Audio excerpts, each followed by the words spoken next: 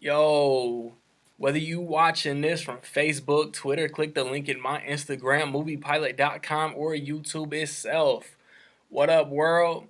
So I just saw Kong Skull Island. It is the second installment in what they're calling the Monsterverse. The first installment being Godzilla from 2014. This stars Tom Hiddleston, Samuel L. Jackson, John Goodman, Brie Larson, Corey Hawkins, Jason Mitchell, Thomas Mann, John C. Riley. I'm spacing on a couple names. Toby Kebbell and Jing Tian. I know I mispronounced that, man. Thousand pardons. My bad. Is directed by Jordan Vogt-Roberts. He also directed The Kings of Summer. I didn't get a chance to see it. I remember seeing the trailers. I remember wanting to see it, and I just haven't seen it. I got a shout out. Second shout out in like the last 2 or 3 reviews. The question was to guess how much Logan would make with opening weekend within $2 million. And Jacob, my dog, y'all know Jacob. He's been in a couple of videos. He guessed correctly within $1 million. I mean, and that's my homeboy, man. He been trying to guess for a year plus. He finally got one. If you want to get a shout out in my review for Beauty and the Beast, stay tuned to the end of the video to figure out how you can do that. So, you got this expedition team, and they are searching, discovering this new piece of land that satellites have picked up. They have this military team with them, led by Samuel L. Jackson, and they discover a lot more than they had anticipated. And I mean, like that as far as story, man, we to the point that none of my movie reviews can get real specific with story because I feel like everything's a spoiler. I really enjoyed the second part of the monster verse. I loved the acting, I loved the scenery, I loved the story, I loved the look of the monsters, especially Kong. I mean, Kong was about it. He would wreck shop, bang on his chest, growl, scream, and be on his way. I love the setup and the mythology, and there was a lot of similarities to the Peter Jackson King Kong, as far as like Skull Island and natives and other creatures. But other than that, I mean, it's its own movie.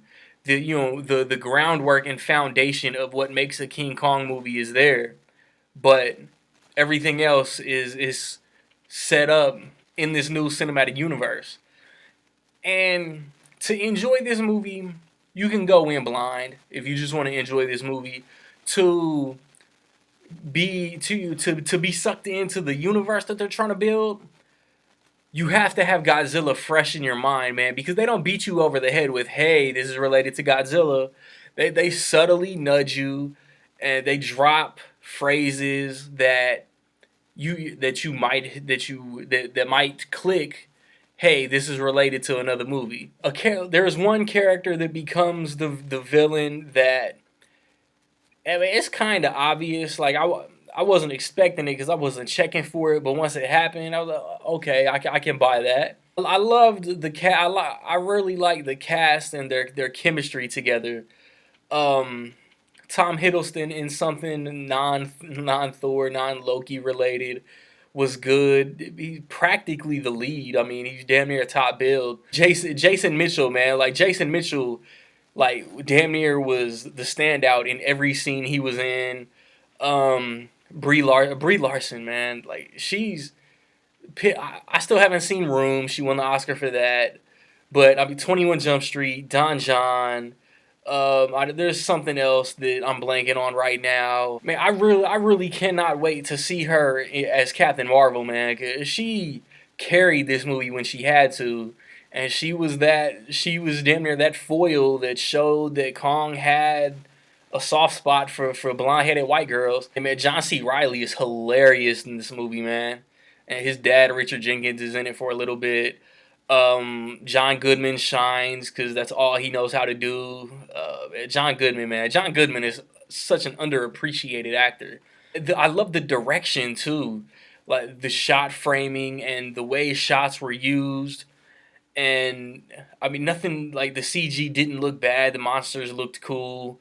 The creatures looked cool. The action scenes looked good. The creature fighting scenes looked good. A lot of complaints about Godzilla was that there wasn't enough Godzilla. I think there's enough Kong in this movie that people aren't gonna cry about it. The opening, like, there's a lot of there, like, I don't know. I picked up on a lot of connections to Godzilla from the opening credits throughout. I can't wait to see where they go. As far as I know, they've announced Godzilla King of Monsters to come out in 2 years, and then Godzilla versus Kong will come out in 2020. That's really all I got to say about this movie, man. I really liked it. I mean, I think having went to see Logan and how much I loved Logan, my expectations for Kong may have been a little too high, but that's nothing. That's not a knock against Kong, man. And stay through. There is a post credit scene, so don't get up and leave the theater as soon as the credits roll. There is a post credit scene at the very end of the movie.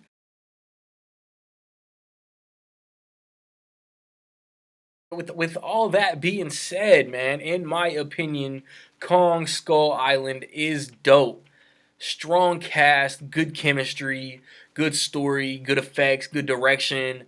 It was fun, man. I really liked this movie, man. What is your favorite version of King Kong? So have you seen Kong Skull Island, man? If so, what do you think about it? Also, do you prefer this or the 2014 Godzilla New Universe, man? I gotta start asking these type of questions.